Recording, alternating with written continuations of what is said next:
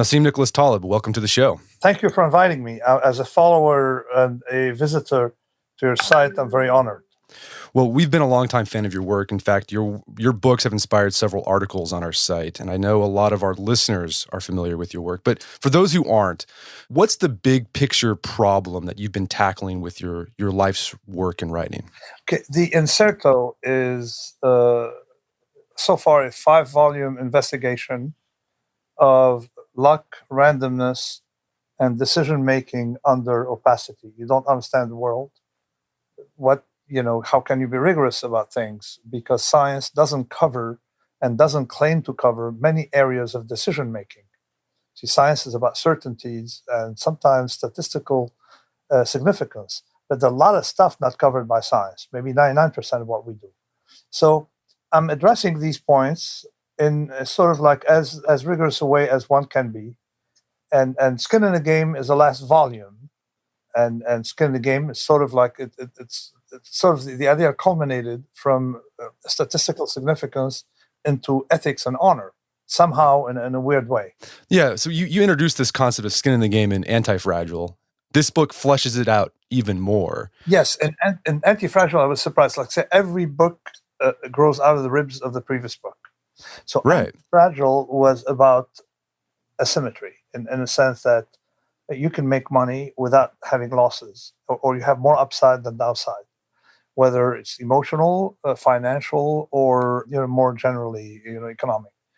But the point at the end of the book, I realized there was a class of people who have the upside and transfer the downside to others.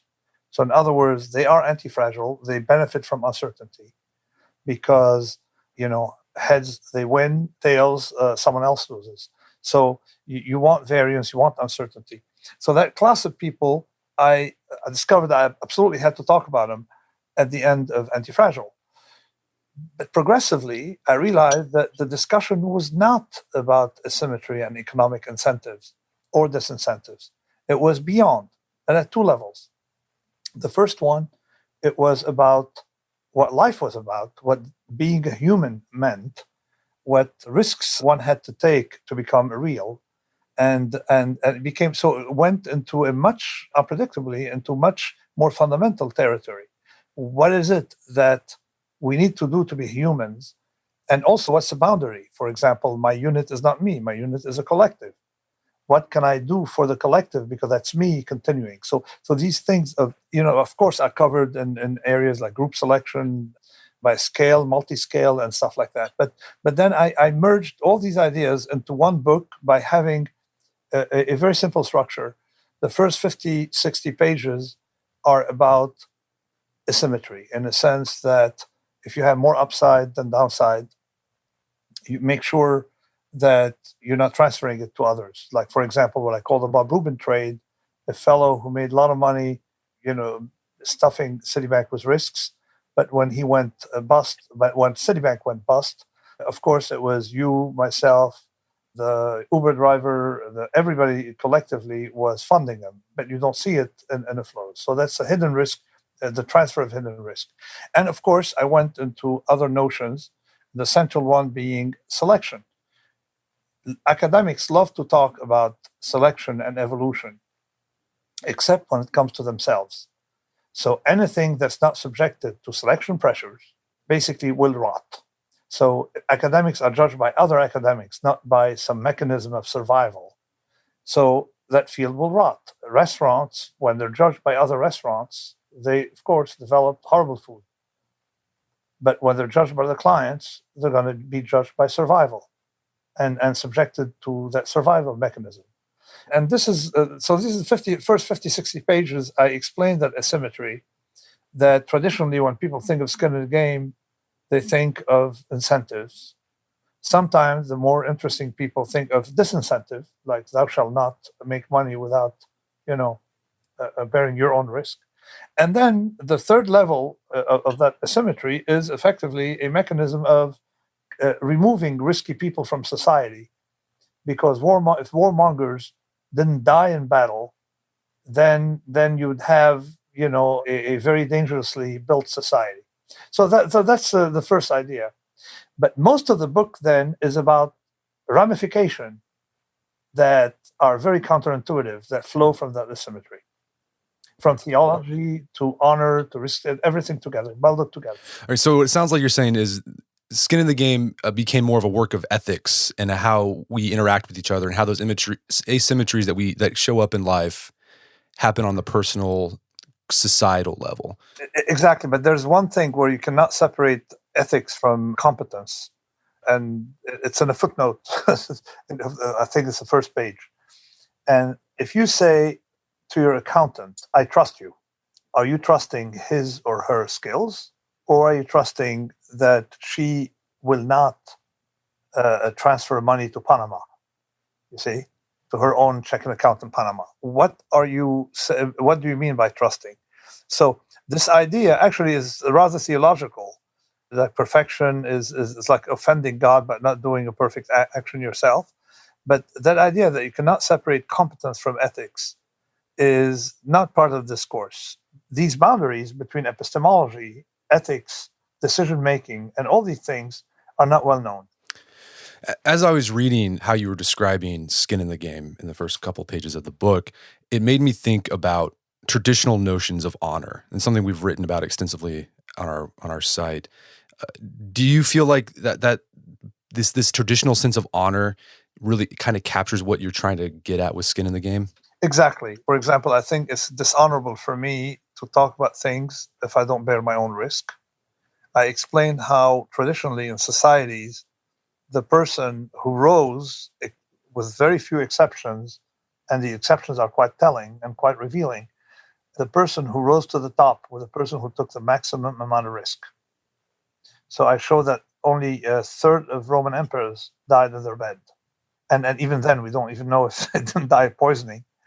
And of course, you have to become an emperor. First of all, to become a consul, you had to have had a military career, and to have a military career, you have to take more risks than soldiers.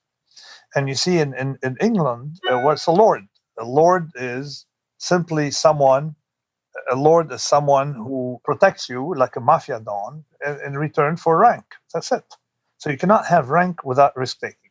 So that is in traditional societies. In modern society, I discovered there's a class of people, what I call the BS vendors. And this is a rant against BS vendors.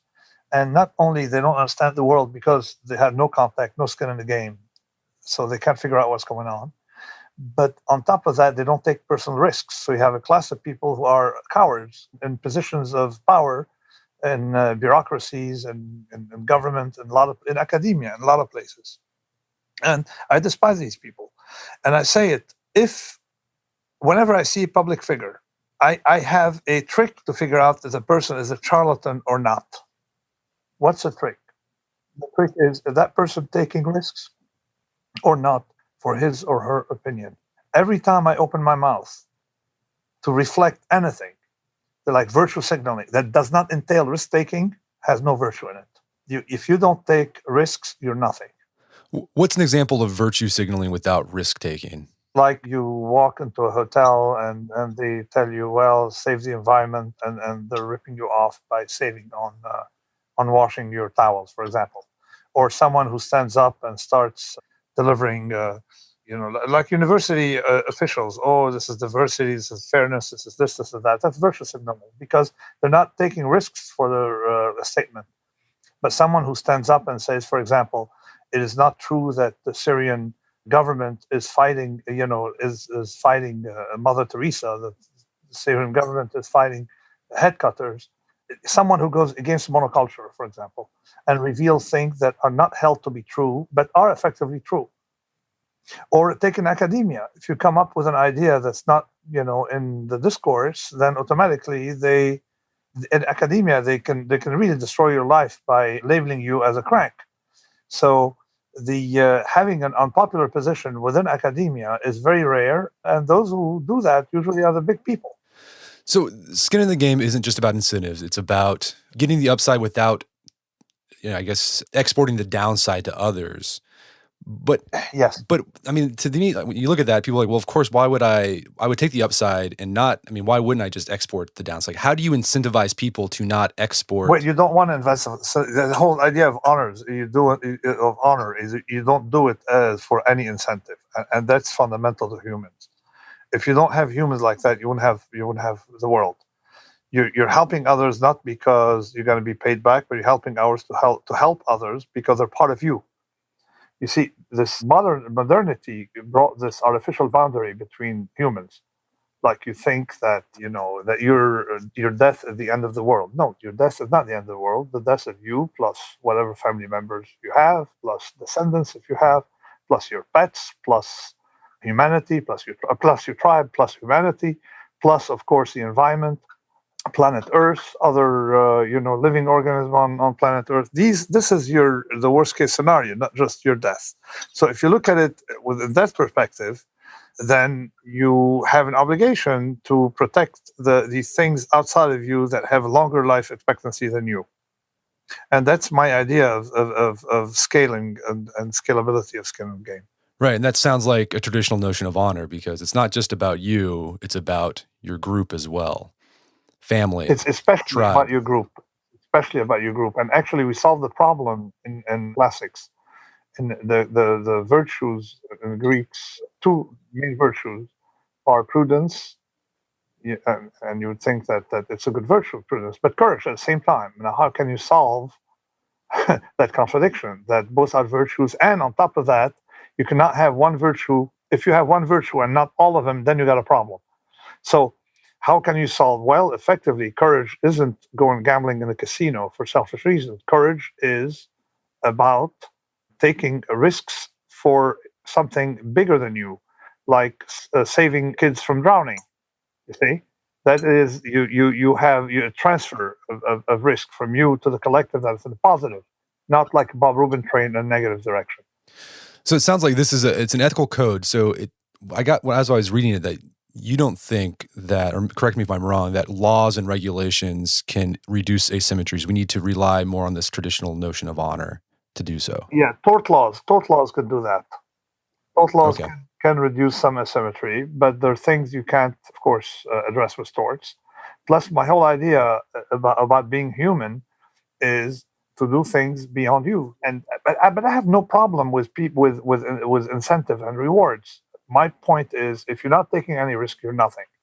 But people detect that. I mean, I wrote early on.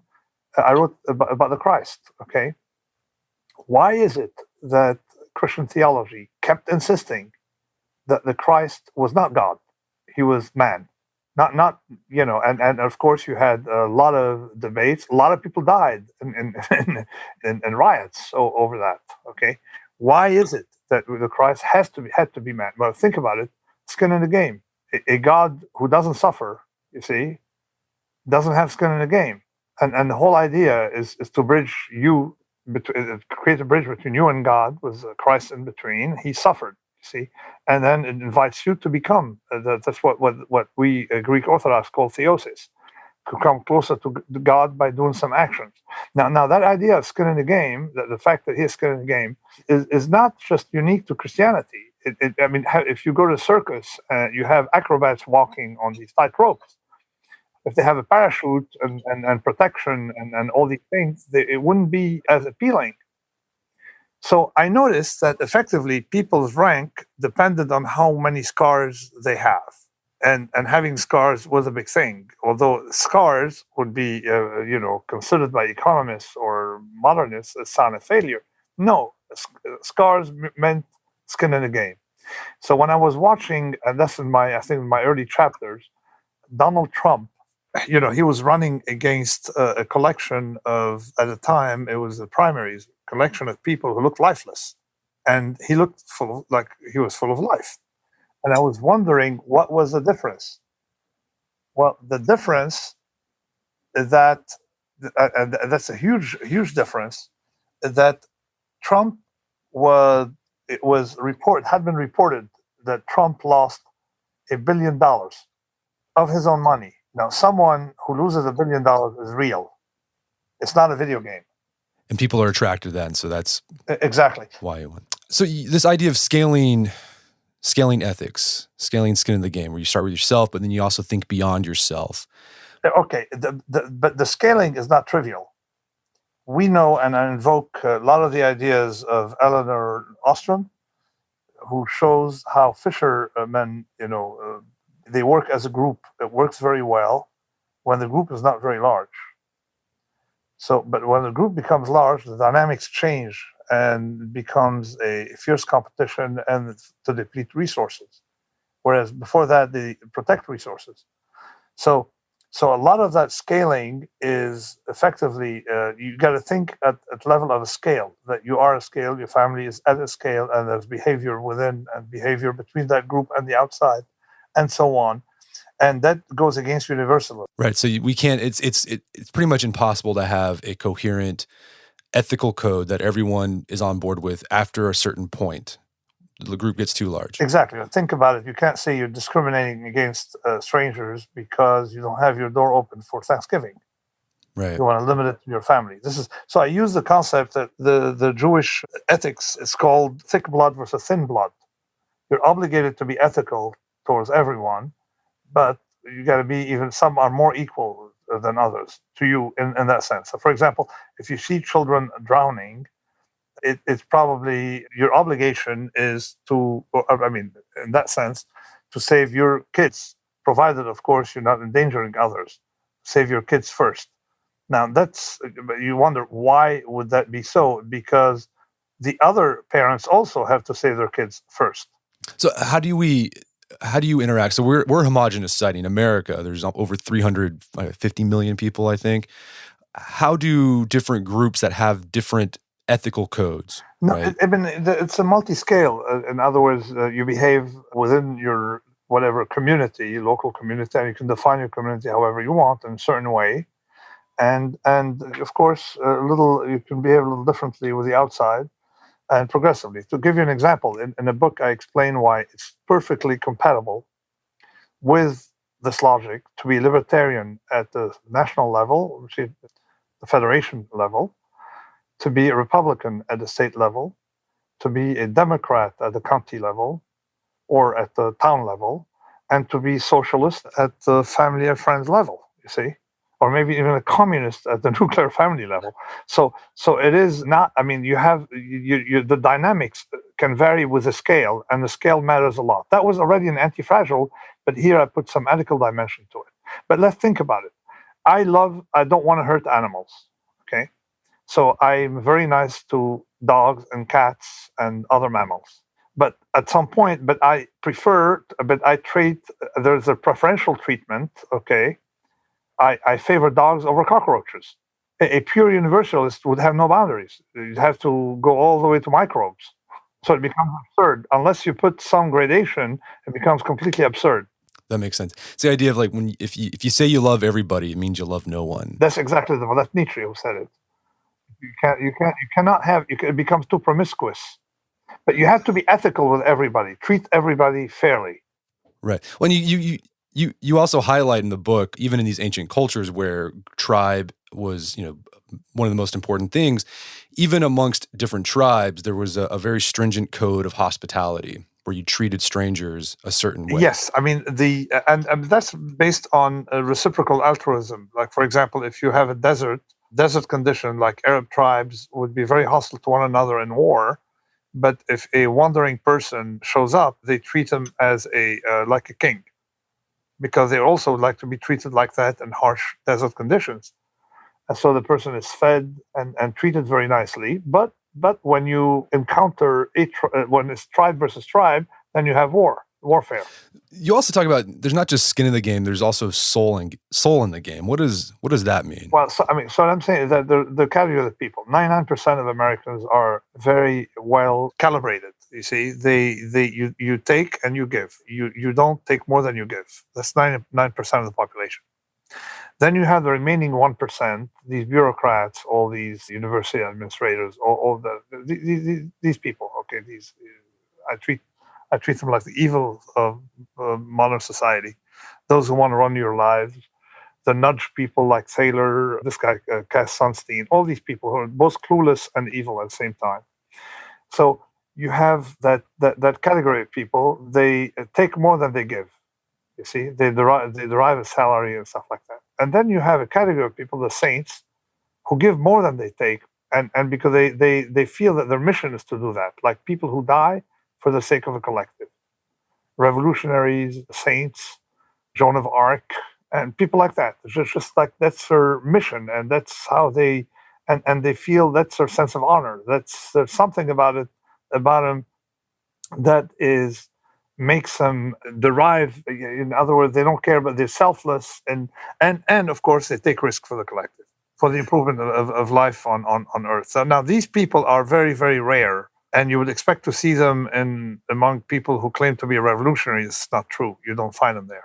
Where do you usually find them at? You find them in all walks of life. You find them, whether you find them in, I mean, whether you have an aunt who is completely selfless, she cares about, she doesn't have children, and she cares about everyone in the community, or whether you have, or you can have prophets, you have, or authors, people who basically expose some risks and end up in jail.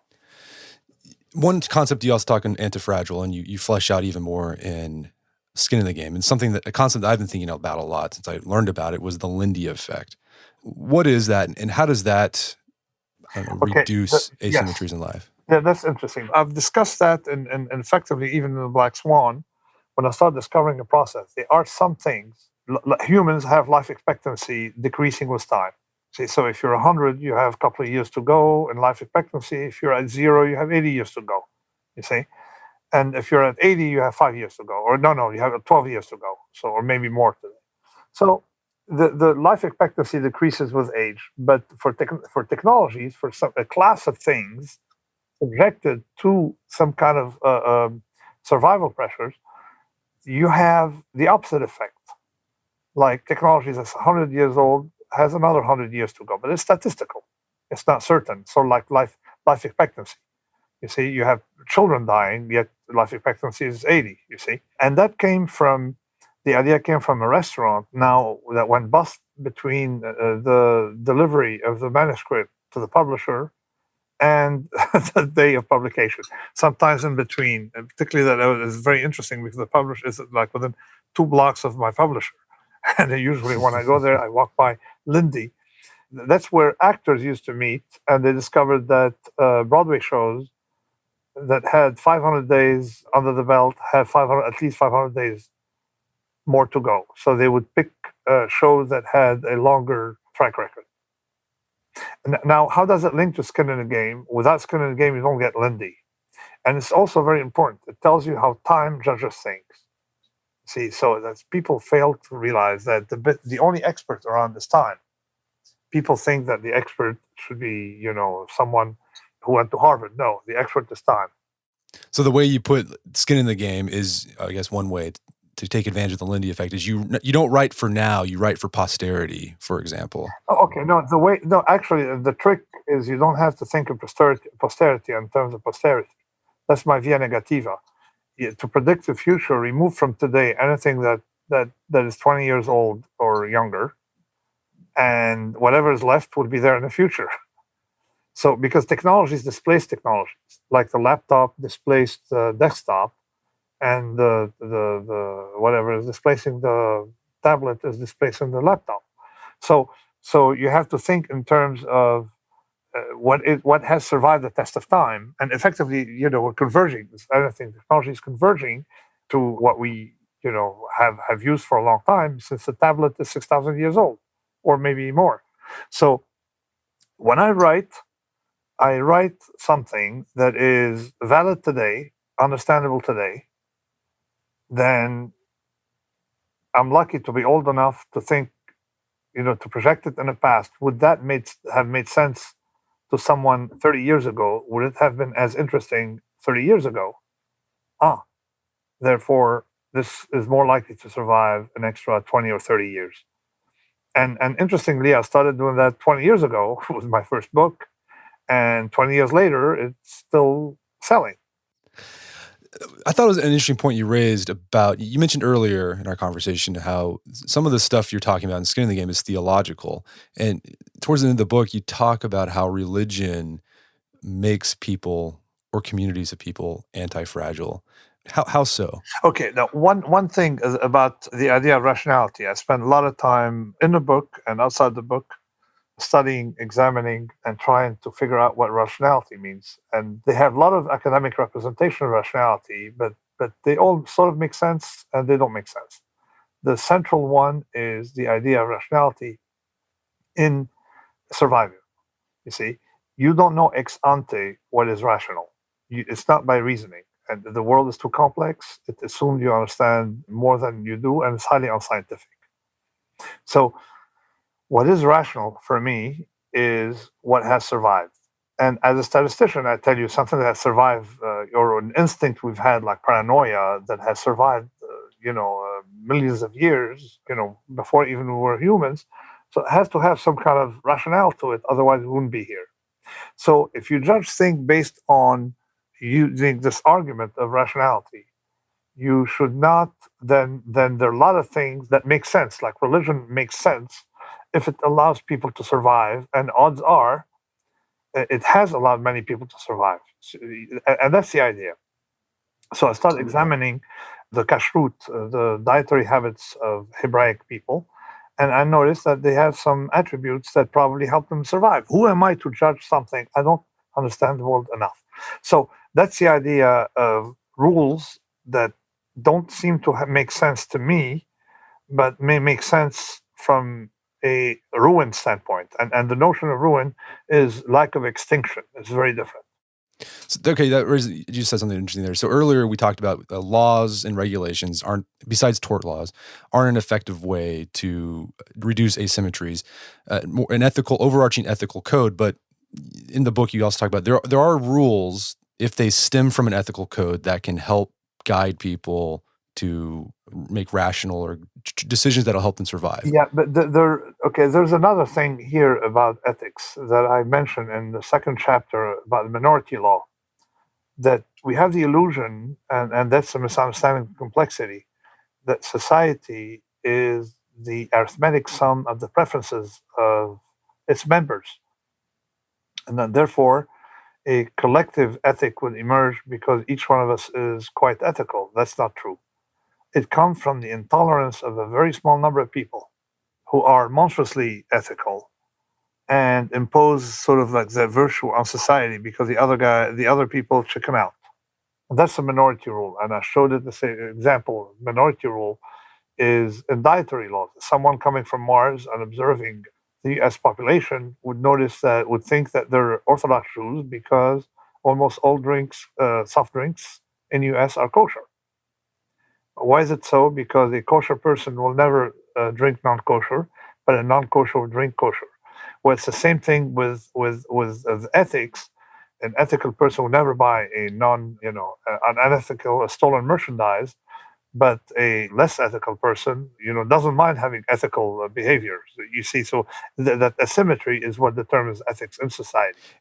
But with this asymmetry, this minority rule, I was reading that. What do you do if there's a minority group who are trying to impose their ethics, but like you don't like them, right? Like, for example, I thought of Islamic terrorist. Yeah, okay, that's a big problem. But the in the past, people didn't understand the reason for the growth of Salafi Islam, and Salafi Islam is something to be treated from within Islam. Forget about in the West. You see, there are people. If you put one Salafi Muslim with 10 Sunnis, non-Salafis, the 11 will behave like a Salafi.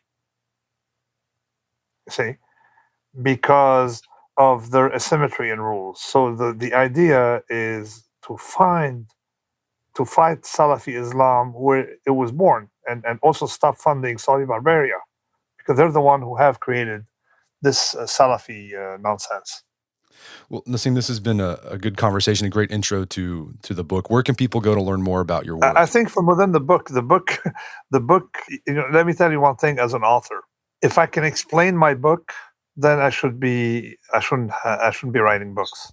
Shouldn't read the book. No, I shouldn't be writing newspaper articles saying the idea. So a book has to be something bigger than my explanations of it.